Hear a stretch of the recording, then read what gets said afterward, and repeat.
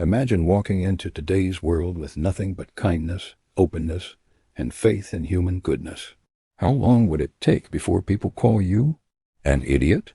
That's the haunting question at the heart of Fyodor Dostoevsky's 1869 novel, The Idiot. It's not just a book, it's a mirror. And in that mirror, Dostoevsky saw something terrifying, a society that punishes innocence and crushes compassion. And here's the twist. That prophecy isn't trapped in 19th century Russia. It's alive today in our politics, our workplaces, even our social media feeds. So let's break down why The Idiot wasn't just a novel, but a prophecy for our time. The novel follows Prince Lev Myshkin, a man of radical sincerity and almost childlike innocence.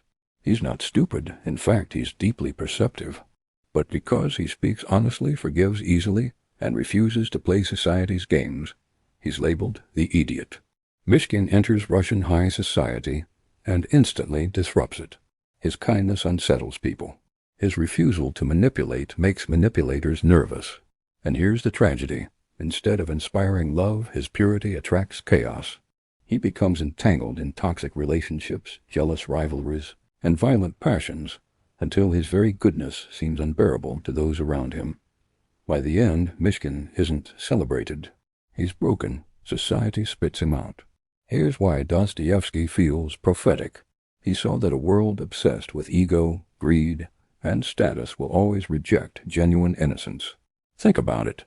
In today's culture, we praise confidence, even arrogance. We reward the loud, the ruthless, the clever manipulators. But when someone shows too much compassion, too much honesty, too much vulnerability, we call them naive, weak, out of touch.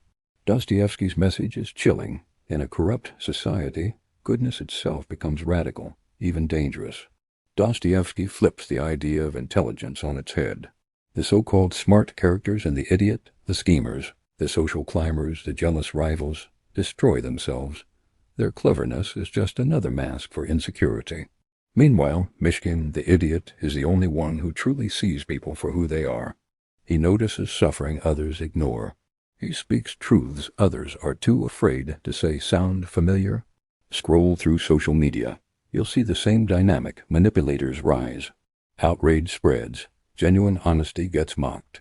And those who try to love without agenda are often the first to be chewed up and spat out. Dostoevsky wasn't just writing a story. He was warning us. He saw that modern life would become more cynical, more transactional. That sincerity would feel like a threat. That compassion, instead of binding us, would be treated as weakness. And look at us now. We live in an age where irony is safer than honesty, where ambition often trumps empathy, where anyone too trusting risks being scammed, ghosted, or betrayed. Myshkin isn't just a character. He's a prophecy of what happens when purity collides with a world that can't handle it. Here's the uncomfortable truth. All of us have a bit of Myshkin inside. At some point, you've probably felt punished for being too kind. Maybe you forgave someone who only hurt you again. Maybe you spoke honestly and got mocked for it. Maybe you refused to play games at work and got sidelined by someone more savvy. Dostoevsky understood this feeling. He was asking, what happens to the human soul in a world that no longer values innocence? The answer is tragic. Society doesn't just destroy innocence. It teaches us to destroy it in ourselves. We harden up, we play along. We learn to hide our kindness because it feels unsafe. In other words, we become what broke us. But Dostoevsky didn't just want to depress us. He wanted to force us to see the cost of this trade. When innocence dies, cynicism takes its place. And cynicism doesn't just poison individuals, it poisons entire cultures. So what does The Idiot teach us about today? 1. Kindness is radical. In a cutthroat world, choosing compassion is an act of rebellion. 2. Society confuses goodness with weakness.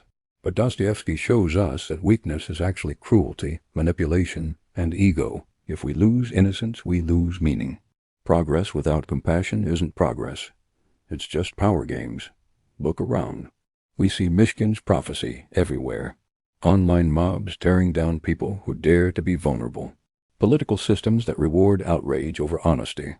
Workplaces that prize ruthless efficiency over human dignity. It's all The Idiot replayed in real time.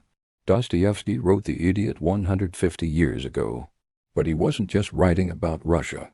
He was writing about us. Because the true idiot isn't the one who loves too much. The true idiot is the society that punishes love and rewards cruelty.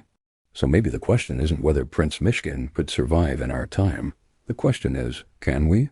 If this gave you something to think about, hit like, share it with someone who still believes in kindness, and subscribe for more wisdom like this.